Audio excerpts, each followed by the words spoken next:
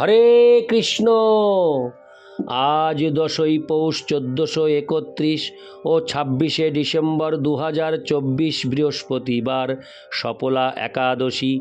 আজ আমি ভাগবতম পাঠ করছি এই সফলা একাদশীর দিন। আজ আমি পাঠ করছি শ্রীমদ্ ভাগবতমের চতুর্থ স্কন্দ প্রথম ভাগ প্রথম অধ্যায় মনুকন্যাদের বংশাবলীর শ্লোক 28 থেকে 36। অডিওর শুরুতে আমি আমার সকল ভক্তিমতী মা ও ভক্তবৃন্দের শ্রীচরণে নিবেদন করে বলছি যে আপনারা যারা আমার এই ভাগবতম পাঠ শ্রবণ করছেন তারা কৃপাপূর্বক একটি কমেন্টস করবেন। প্রতিটি কাজের পেছনে একটি আনন্দ লুকিয়ে থাকে। আপনারা কমেন্টস করলে আমি সেই অমৃত আনন্দধারা লাভ করি। তাই যারা এই পাঠ কৃপাপূর্বক শ্রবণ করছেন তারা অবশ্যই আপনাদের কেমন লাগছে কৃপাপূর্বক একটি কমেন্টস করে আমাকে উৎসাহিত করবেন। এবং সর্বশেষে জীবনের পূর্ণতা চ্যানেলটিকে সাবস্ক্রাইব করে আমার পাশে থেকে আমাকে উৎসাহ ও আশীর্বাদ প্রদান করবেন। নারায়ণ হে নারায়ণ ভবভয় হরিণম নারায়ণ। শ্লোক 28। एको মহেহ ভগবান বিবিধ প্রধানৈশ্চিত্তীকৃত প্রজননায় কথং নু জুয়ম অত্রাগতাস্তনুভৃত্তাং। হরে কৃষ্ণ। অত্রাগতাস্তনুভৃতাং মনসোপি দূরাদো ব্রত প্রসীদত মহানীহ বিস্ময় মে। অনুবাদ। আমি পরমেশ্বর ভগবানের মতো পুত্র লাভের বাসনা করে তাকে আহ্বান করেছি এবং আমি কেবল তারই কথা চিন্তা করেছি। কিন্তু যদিও তিনি মানুষের মনের কল্পনার অতীত, তবুও আপনারা তিনজন এখানে এসেছেন। দয়া করে আমাকে বলুন কিভাবে আপনারা এসেছেন, কারণ সেই বিষয়ে আমি অত্যন্ত সংশয়াচ্ছন্ন হয়েছি। তাৎপর্য। অত্রি মুনি সুদৃঢ় বিশ্বাস সহকারে অবগত ছিলেন যে পরমেশ্বর ভগবান হচ্ছেন জগতের ঈশ্বর। তাই তিনি একজন পরমেশ্বরের কাছে প্রার্থনা করেছিলেন। সুতরাং তাদের তিনজনকে আবির্ভূত হতে দেখে তিনি বিস্মিত হয়েছিলেন। ইতি শ্লোক 28। শ্লোক 29। মৈত্রেয় উবাচ ইতি তস্য বচো শ্রুত্বা ত্রয়স্তে বিবুধর্ষবা প্রত্যাহু শ্লোকায়া বাচা প্রহস্য তমৃষিং প্রভো।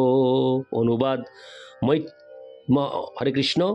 মহর্ষি মৈত্রেয় বললেন, অত্রি মুনির সেই কথা শুনে তিনজন মহান দেবতা মৃদু হেসেছিলেন এবং তারা মধুর স্বরে উত্তর দিয়েছিলেন। ইতি শ্লোক 29। শ্লোক 30। দেবা ঊচু যথা কৃতস্তে সংকল্প ভাব্যং তেনৈব নান্যথা সৎসংকল্পস্য তে ব্রহ্মণ যদ্বৈ ধ্যায়তি তে বয়ম। অনুবাদ। তিনজন দেবতা অত্রি মুনিকে বললেন, হে ব্রাহ্মণ, তুমি সত্য সংকল্প এবং তুমি হরে কৃষ্ণ এবং তাই তুমি যা চেয়েছ তাই হবে, তার কোনো অন্যতা হবে না। আমরা সকলেই সেই পুরুষ যার ধ্যান তুমি করেছ এবং তাই আমরা সকলে তোমার কাছে এসেছি। তাৎপর্য, জগদীশ্বর সম্বন্ধে এবং তার রূপ সম্বন্ধে অত্রি মুনির কোনো স্পষ্ট ধারণা ছিল না, এবং তাই তিনি অনিশ্চিতভাবে পরমেশ্বর ভগবান জগদীশ্বরের চিন্তা করেছিলেন, যার নিঃশ্বাস থেকে অসংখ্য ব্রহ্মাণ্ড প্রকাশিত হয় এবং তার মধ্যে পুনরায় লীন হয়ে যায়। সেই মহাবিষ্ণুকে জগদীশ্বর বলে স্বীকার করা যেতে পারে। গর্ভোদকশায়ী বিষ্ণু, যার নাভি থেকে উদ্ভূত পদ্মে ব্রহ্মার জন্ম হয়, তাকেও জগদীশ্বর বলে মনে করা যেতে পারে। তেমনি ক্ষীরোদকশায়ী বিষ্ণু, যিনি সমস্ত জীবের পরমাত্মা, তাকেও জগদীশ্বর বলে বিবেচনা করা যেতে পারে। তারপর এই ব্রহ্মাণ্ডের অন্তর্গত বিষ্ণুরূপ ক্ষীরোদকশায়ী বিষ্ণুর নির্দেশে ব্রহ্মা এবং শিবকেও জগতের ঈশ্বর বলে গ্রহণ করা যেতে পারে। বিষ্ণু হচ্ছেন জগতের ঈশ্বর, কারণ তিনি তা পালন করেন। তেমনি ব্রহ্মা বিভিন্ন লোক এবং প্রজা সৃষ্টি করেন, তাই তাকেও জগদীশ্বর বলে বিবেচনা করা যেতে পারে। অথবা শিব, যিনি চরমে ব্রহ্মাণ্ড ধ্বংস করেন, তাকেও ঈশ্বর বলে বিবেচনা করা যেতে পারে। অতএব অত্রি মুনি যেহেতু বিশেষভাবে উল্লেখ করেননি কাকে তিনি চেয়েছিলেন, তাই ব্রহ্মা, বিষ্ণু এবং শিব, তারা তিনজনেই তার সম্মুখে এসেছিলেন। তারা বলেছিলেন, যেহেতু তুমি ঠিক জগদীশ্বরের মতো পুত্র কামনা করেছ, তোমার সেই সংকল্প সার্থক হবে। পক্ষান্তরে বলা যায় যে মানুষের ভক্তির বল অনুসারে তার সংকল্প সিদ্ধ হয়। ভগবদ্গীতায় 9:25 যেমন বলা হয়েছে, যান্তি দেব ব্রতা দেবান পিতৃন যান্তি পিতৃব্রতা।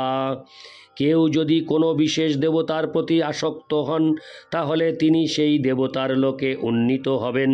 কেউ যদি পিতা বা পূর্বপুরুষদের প্রতি আসক্ত হন, তাহলে তিনি তাদের লোকে উন্নীত হবেন। এবং কেউ যদি পরমেশ্বর ভগবান শ্রীকৃষ্ণের প্রতি আসক্ত হন, তাহলে তিনি কৃষ্ণলোকে উন্নীত হবেন।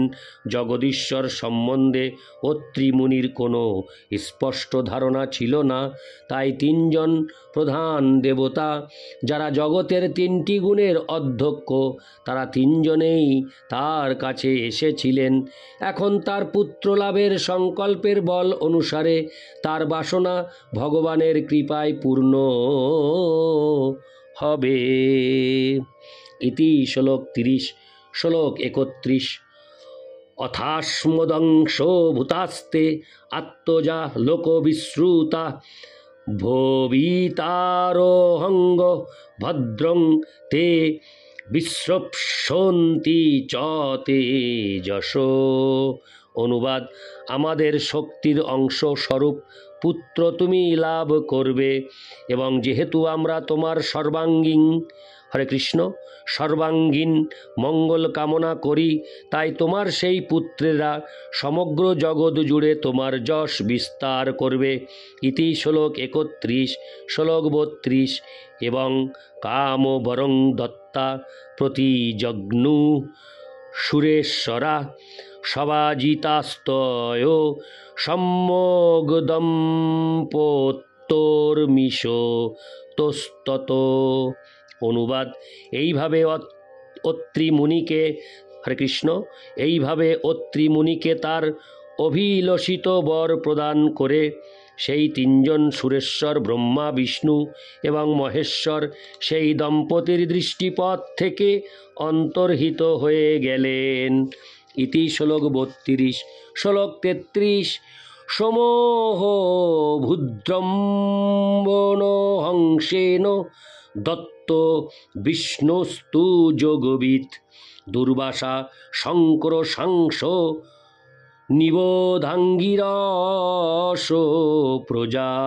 অনুবাদ: তারপর ব্রহ্মার অংশ থেকে সোমের জন্ম হয়েছিল, বিষ্ণুর অংশ থেকে মহাযোগী দত্তাত্রেয়র জন্ম হয়েছিল, এবং শঙ্করের অংশ থেকে দুর্বাসার জন্ম হয়েছিল। এখন আপনি আমার কাছ থেকে অঙ্গিরার অনেক পুত্র সম্বন্ধে শ্রবণ করুন। ইতি শ্লোক 33। শ্লোক 34। শ্রদ্ধা তঙ্গিরস পত্নী শতস্রোহ সুত কন্যকা শিনীবালি কুহুরাকা চতুর্থনুমতিস্তথা। অনুবাদ: অঙ্গিরার পত্নী শ্রদ্ধা 4টি কন্যার জন্ম দিয়েছিলেন, যাদের নাম ছিল শিনীবালি, কুহু, রাকা এবং অনুমতি। ইতি শ্লোক 34। শ্লোক 35। তৎপুত্রাবো পরাবাস্তাং খ্যাতৌ সারচিষেহন্তরে উথোত্থ ভগবান সাক্ষাদ ব্রহ্মিষ্টশ্চ বৃহস্পতি। অনুবাদ: এই 4টি কন্যা ব্যতীত তার আরও 2টি পুত্র হয়েছিল। তাদের একজনের নাম উত্থত্ত এবং অন্যজন হচ্ছেন পরম বিদ্বান বৃহস্পতি। ইতি শ্লোক 35। শ্লোক 36। পুলস্তোহ জনয়ৎপত্তামগস্তং চ হবির্ভুবি সোহন্য জন্মনি দহ্রা হরে কৃষ্ণ দহরাগ্নির্বিশ্রবাশ্চ মহাতপা। অনুবাদ: পুলস্ত তার পত্নী হবির্ভুর মাধ্যমে অগস্ত্য নামক এক পুত্র লাভ করেছিলেন, যিনি পরবর্তী জন্মে দহরাগ্নি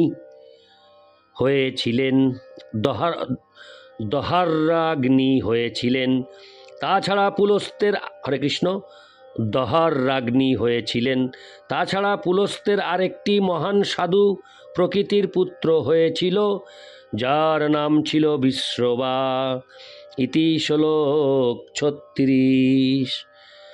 হরে কৃষ্ণ হরে কৃষ্ণ কৃষ্ণ কৃষ্ণ হরে হরে হরে রাম